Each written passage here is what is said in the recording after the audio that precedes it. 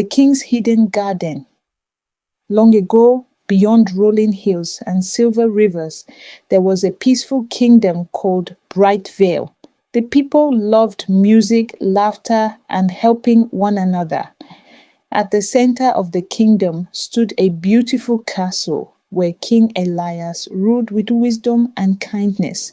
King Elias loved God deeply. Every morning he prayed, thanking the Lord for guiding his people. Near the castle walls was a large locked gate covered in vines. Behind it lay the king's garden, a place no child had ever seen. The children often wondered what was inside.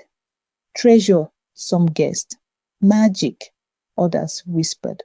But no one truly knew. In a small cottage near the fields lived Miriam, a 10-year-old shepherd girl.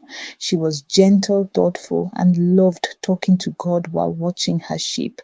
Miriam didn't have fancy clothes or toys, but she had something special, a thankful heart. Every day she prayed, Lord, help me do what is right, even when no one sees. One afternoon, while guiding her sheep near the castle, she noticed the vine-covered gate slightly open. She hesitated. Should I go in? She wondered. Then she remembered her mother's words. When you are unsure, ask God first. So Miriam prayed quietly. She felt peace in her heart.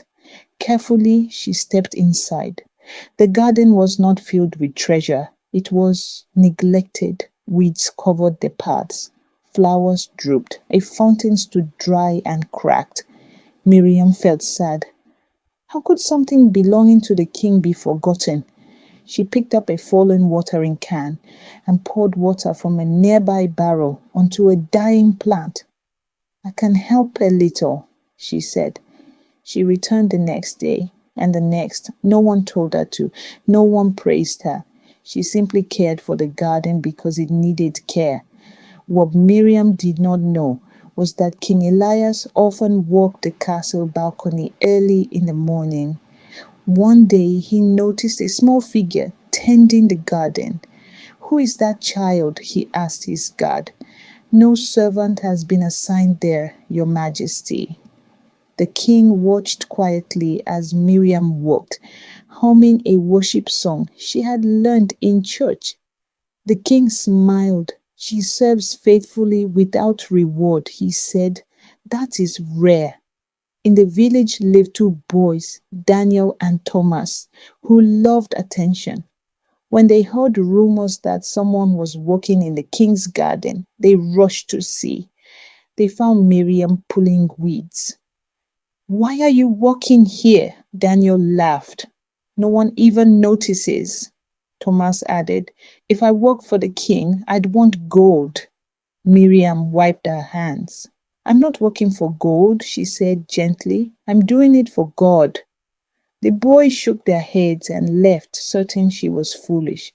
That summer, Bright Vale faced a terrible drought. Crops dried, rivers shrank, people worried. The king ordered prayers across the kingdom.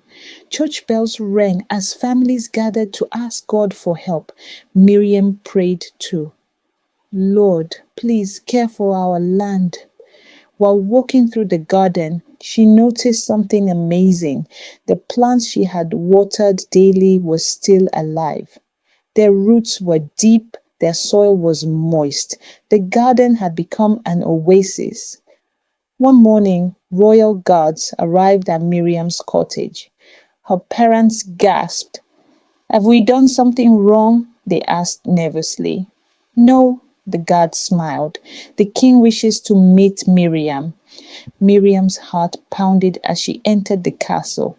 King Elias knelt, so his eyes were level with hers. Child, he said kindly, why did you care for my garden when no one asked you? Miriam answered honestly, because God sees even the small things we do. The king's eyes shone with joy. The king gathered the entire kingdom in the courtyard. He opened the garden gates for everyone to see. Gasps filled the air at the beauty inside. Flowers bloomed brightly despite the drought.